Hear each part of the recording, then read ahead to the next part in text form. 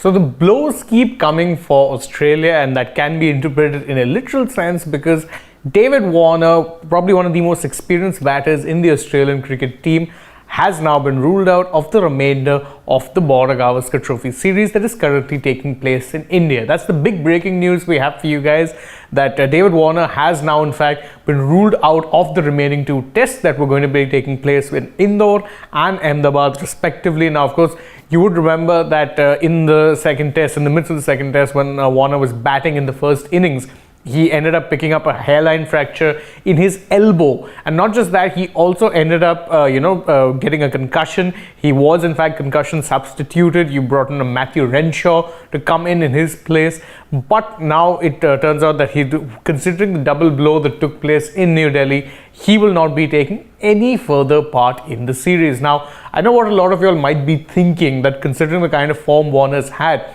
it's probably a blessing in disguise that he hasn't actually going to be getting any more chances to play in the remainder of the series. And truth be told, his confidence did look short a lot of the time. He was getting rattled pretty comfortably by India's pacers, especially Siraj and even to a large extent Shami. But the simple fact of the matter is, Australia, with the way their batting looks now, could have used whatever experience they had, and not having Warner will in some ways be at least some sort of a blow to the team, because again, even though he hadn't been in great form, and he wasn't really scoring a lot of runs, there was some degree of hope that he would eventually turn things around.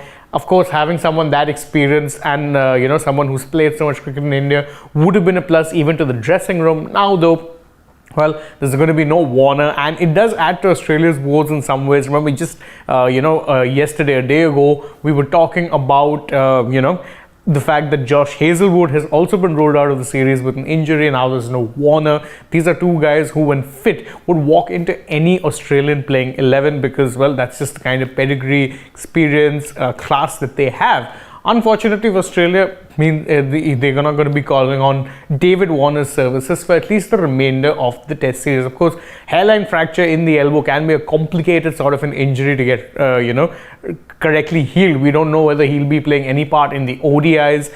And of course, don't forget there's the IPL that comes straight after the ODI series as well. Whether or not he plays any part in that remains to be seen. As for if you're the Australian team, well, there seems to be an easy, let's say, replacement already right there, because I don't think they'd be asking Renshaw to open, but Travis Head, who did deputize in Warner's absence during the second innings and actually did a decent enough job of things at the top of the order, will most likely be the player who in fact gets to continue at the top of the order. And it also means that Renshaw, despite actually not really making that much of an impact during this test series, will get to continue on in the middle or lower middle order for the Aussies. So if you're just joining us, the breaking news update we have for you guys is related to David Warner, who has now been ruled out of the rest of the India-Australia series, and this is due to the fact that he ended up sustaining a concussion as well as a hairline fracture in the elbow. So that's the breaking news update. Please do stay tuned to Sports Today for more such updates. Thank you guys for joining us here.